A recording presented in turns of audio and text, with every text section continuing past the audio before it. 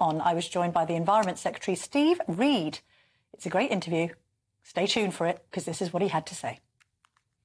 Well, Steve Reed, the Environment Secretary and the MP for Streatham and Croydon North, joins me now in the studio. Lovely to see you. Thank you very much for coming in. Rivers, I know our audience is very concerned about how polluted they are. Not just rivers, actually, our seas too. I noticed some coverage about surfers up in arms this morning about the state of our waters. What's Labour going to do about it? Well, first of all, people are absolutely furious about the polluted state of our rivers, lakes and our seas. Last year, we saw record levels of sewage being pumped into our waterways. It's damaging tourism. It's making kids sick if they go to paddle. We even had the Oxford and Cambridge boat race where some of the rowers were getting sick as well. It's happening because the Conservative government turned a blind eye while the water companies were pumping this stuff into the waterways. So Labour's going to get a grip of the situation. Within 7 days of the election and my appointment as Environment Secretary, I had the water company bosses in my office and they signed up to an initial package of measures. There's more in the King's speech. We put forward a water special measures bill, and that includes bringing back accountability into the system. So if water bosses keep pumping these levels of raw sewage into our waterways, they'll face criminal charges.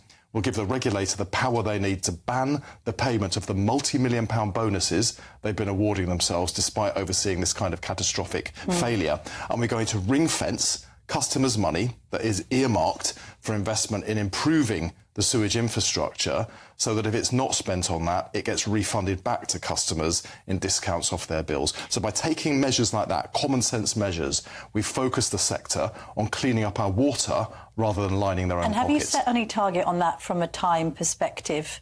When do you expect water quality to be improved by?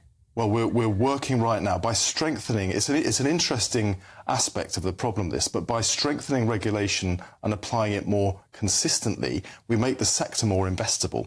So we're hoping to bring in £88 billion of private sector investment, not taxpayers' money, private sector investment over the 5 years of this government so that we can see visible improvement over that But have the water companies been given targets, you know, water quality must improve by 2027? There will be. As soon as we've got that, that investment secured, we will be sitting down with them and making clear what we expect to see by when. You know, we need to get away from the sticking plaster approach. There's a very profound problem here. It's going to take, it's not an overnight fix. No. We need a long-term plan, but we will make sure that it's broken down into milestones along the way so the public can see whether or not the water companies are meeting the targets that we give them. And that £88 billion investment, which you're saying is going to be made by private companies. That's right. How much is it going to cost the taxpayer, though, to help clean up our waters? Well, it won't cost the taxpayer anything. This will come in through private sector investment. Ofwat has proposed an increase in bills over the next 4 years. Now, had the previous government taken these measures 14 years ago, then the sewage system would not have crumbled to the extent that it has, and it wouldn't be necessary to put bills up. But we will not be turning to the taxpayer. This is private sector investment. 88 billion actually is the biggest ever investment in the water sector and will be the second biggest investment in the entire economy over the lifetime of this government. Is that over the course of this Parliament? This Parliament, just this Parliament. I mean, that's jobs. It's well-paid jobs up and down the country starting to do the work of rebuilding our infrastructure, but it will clean up our waterways eventually. I'm sure the taxpayer will be gratified not to have to shoulder the burden of this, not least because Rachel Reeves, the Chancellor, is suggesting that there's a 20 billion black hole in the finances. Now, the IFS, the Institute for Fiscal Studies, says it's not credible to say that because all of the public accounts are, by their definition, public. So how can she be saying that she's surprised by this black hole? You've known what's in the public finances for years, haven't you? Well, sadly, we didn't, because the Conservative government were not open and transparent about what was going on. And we've come in now with an absolutely catastrophic inheritance show the accounts during the last budget? Because the IFS and other bodies, including the OBR, had to pour through them. So Labour had access to the accounts. Well, let me give you a couple. I'll give you a couple of examples of how and what they covered up. So the Rwanda gimmick. We believed going into the election, because the previous government was telling us that they had spent £400 million to send just 4 volunteers to Rwanda. It turns out, when Yvette Cooper is appointed Home Secretary and goes into the department, it was £700 million. That is 75% more than we were told, 300 million that the Conservatives cannot say how they're going to fund. It's examples like that that have inflated this black hole and that this government intends to be open and transparent about. Doing the audit, and Rachel will be reporting on that tomorrow. And then as we work towards the budget, how we're going to get the public finances back in order. But how could Rachel Reeves have campaigned during the election saying that the fiscal situation was fully known because she said Labour policy was, quotes, fully funded and fully costed, no ifs, no ands, no buts? She must have done the maths before you came into power. Well, you can't add in spending that the government's covered up, because the previous government's covered up, because you don't know it's happened. Everything in Labour's manifesto is fully funded. So the increases in public spending that we laid out in the manifesto were fully costed. Yes. So, you know, the increasing funding from closing the non-DOMS loophole, tax loophole, so we can fund 40,000 additional NHS appointments every week. That is already funded. All right, but you fully costed, for instance, putting scrapping VAT on private school fees. You've suggested that will raise 1.6 billion. In fact, we find out today that figures from HMRC suggest you'll only raise 650 million. So you haven't fully costed it, have you? Because you're only making back half the amount from the VAT scrappage scheme that you thought you would. It's all fully costed. But hang on, these are HMRC figures. Are we not believing HMRC? Well, we're going to work towards a budget later in the year, in the autumn, and as we work towards the budget, all departments, including mine, are going through a spending review process where we identify ways we can make the departments more efficient. We'll see where that ends up. I mean, there's no point speculating. But it's a bit worrying, isn't it? If HMRC think that you're only going to claw back half the amount you hoped, you've then got your own 650 million shortfall on one policy. I'm not aware at all. I mean, it's in today's papers. I'm not aware at all that they've said that. But let me give you another example of what we were told and what we actually found when we came into government. Prisons. It's such an important issue because the outgoing Conservative government told us that there were enough places in our prisons that prisoners could be held securely. Yes. Shabana Mahmood was appointed Secretary of State for Justice, went into the department and was told that Rishi Sunak had received a letter ahead of the election telling him that there was a critical failure point being reached, and by August there would be no further prison places. So judges would not be able to incarcerate criminals who deserved custodial because there would be no prison places.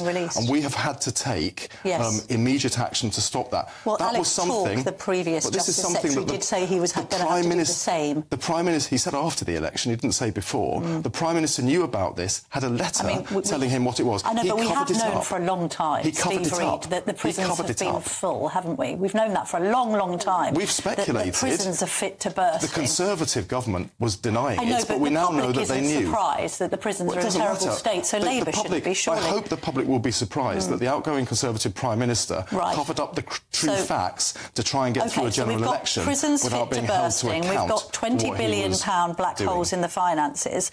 So how are you going to pay to try and fill this black hole? We know who you won't tax. You're not going to tax working people, whatever that means. So what are you going to tax? Stories today that you're going to increase capital gains tax.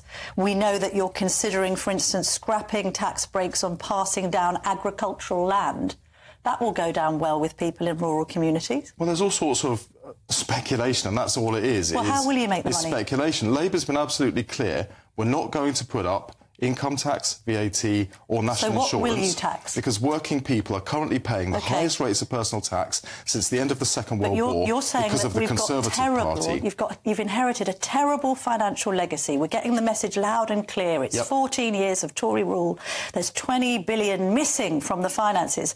So who or what are you going to tax to make up that money? What we're going to do is break out of this Tory doom loop of a low-growth economy leading to a high-tax economy. And those two things go hand in hand. Labour's approach will not be to have recourse to further taxation.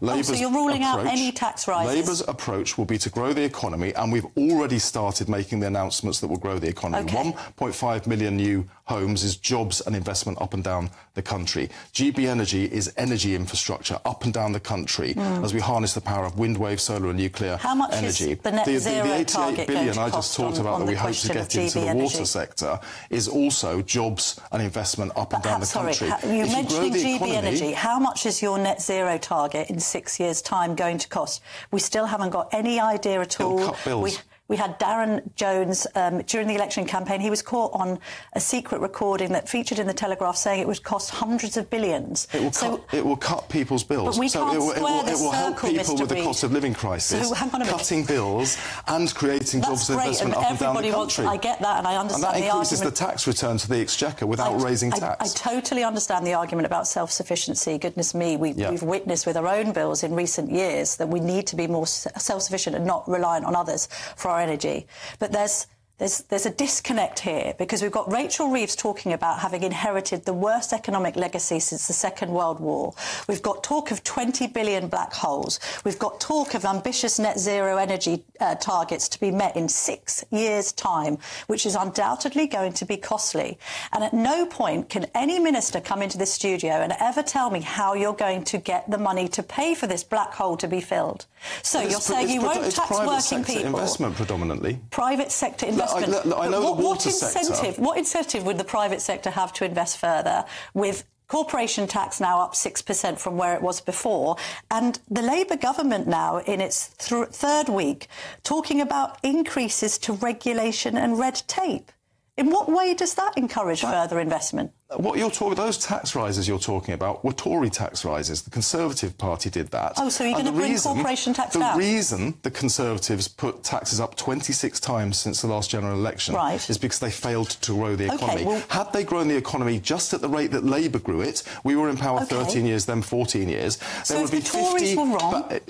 This is an important point. Go on. Had they done that, there would be £50 billion more in the Exchequer today to invest in our failing and broken public services. It is growth that is the problem. So if the Tories didn't grow the economy... OK, so if the Tories were wrong to saddle businesses with more corporation tax, are Labour going to reverse that increase? What's Labour going to do differently? We're going to grow the economy. It was the Conservatives that went back to people's pockets time and time again because they couldn't grow the economy. Well, I'll outline these things again.